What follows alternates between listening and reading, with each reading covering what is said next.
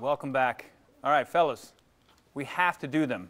Hey, welcome back. There you go. Well, fellas, look, this has to happen. You got to get it done. I'm 43, turning 44. There's no excuses here. We're talking about prostate exams, and we're not going to do one on air right now, so you're okay.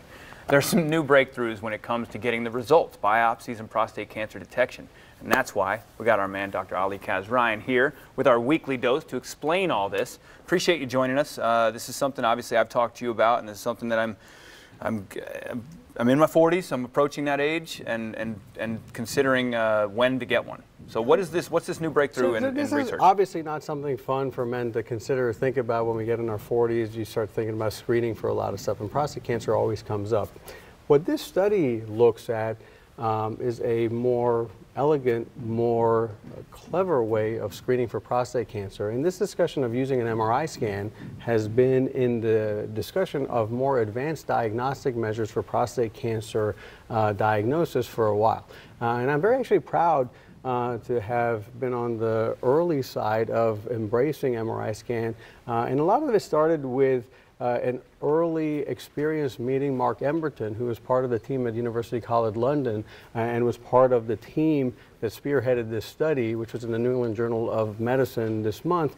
And Carolyn Moore, who was a lead author, Claire Allen, which was one of the radiologists, Alec Freeman, they spearheaded developing an MRI protocol where you can look within the prostate and find a tumor. So here's the issue. Okay. Prostate cancer, when you think about it, there are 4 types: rockets, rabbits, turtles, and snails. So the controversy— Rockets, rabbits, turtles, and snails. So think about it, simplify it. So rockets are prostate cancers that are out of the prostate. They're metastatic when you're diagnosed.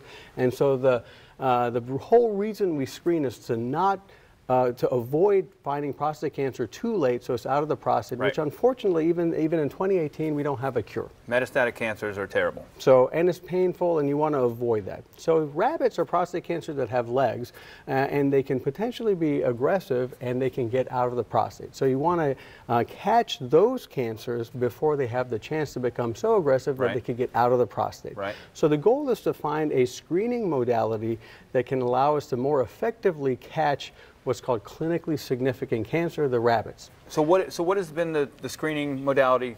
So before so you do a PSA test and a rectal exam, and if either one of those was elevated, you do a standard transrectal ultrasound guided prostate biopsy where you would do an ultrasound through the bottom like a rectal exam, and then you would do a standardized biopsy involving 10 or 12 cores in the different portions of the prostate and see if you caught the cancer. So you'd take the prostate, you break it up into a grid, and you just evenly placed in a different area. So the challenge with that is you could potentially catch insignificant cancers, which are the turtles and the snails.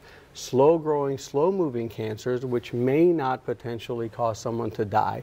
But historically, a lot of people would get treatments that could potentially have side effects. So you'd have a lot of people getting treatments for low-volume, low-risk cancers that fortunately now we can do active surveillance where you monitor. So the MRI scan can allow us to have a test that does a better job of highlighting regions of interest, tumors within the prostate that may be more likely to be clinically significant, and potentially allowing us to avoid the less likely capture of clinically insignificant disease. All right, I think I'm getting it. So the MRI scan before going in for biopsies will give you an idea where you now won't just randomly pick, quadrants. You target it. You'll target where you see stuff. That makes perfect sense. So you go with a sniper rifle as opposed to just hitting everything. So what this study did is they took 500 people in 25 institutions, centers in 11 countries. So multi-institution, NIH was involved, multiple different countries were involved, multiple different centers were involved, and they randomized people, and they were assigned to either go through the MRI pathway, or you go to a standard biopsy. So if you had an elevated PSA or an abnormal rectal exam, you either just went through the standard pathway where you got a 10 or 12 core biopsy, or you had an MRI scan. And if your MRI was negative, you were not offered a biopsy, so we just monitored. And if your MRI was positive, then you had a targeted biopsy. Okay.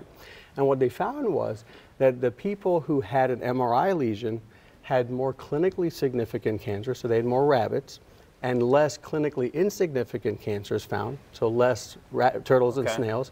And the people who had the standard protocol, when they just went and just had the regular transrectal biopsy, they had less of the rabbits, less clinically significant cancers, and they had more of the insignificant cancers, the slow-moving cancers, when you compare the two. So what's the answer? So the answer, if you go through an MRI-based protocol where you just target the areas that the MRI found, you would find more of the cancers that matter that could potentially cause your life to be affected by your prostate cancer, and you would find less of the cancers that may not necessarily have impact. All right. So as we're finishing up here, we got 30 seconds. Precision and accuracy Precision matter. and accuracy. So we can't hear it enough. When should men out there, when should we start getting our exams? So taking this back a step further, you know, studies have shown that early PSA in your early 40s, mid to early 40s, has the biggest impact in terms of your lifetime risk of prostate cancer. So when you kind of get between 40 and 45, go get your first PSA, and based on that, you can make a decision of how often to get screened. People with a family history of prostate cancer and African American should get screened earlier and more often, and talk to your family members about whether or not you have prostate cancer, because that's a very, very important thing to be mindful of. There you go. He always has all the information. Great study, very important, and the MRI scan is changing the way we manage prostate cancer. I love it. I always learn something when you come in, man. I appreciate you being here. For more information on Dr. K, you can head to Dr. K's website, which is KazRyanUrology.com, or you can listen to him live and call into his radio show, The Conversation. It's on WOKV, and it airs every Saturday starting at 5 p.m. Which we're actually talking about this with a world-renowned, minimally invasive urologist who is an expert in this topic from London, Hash Ahmed. There you go. Tune in, folks.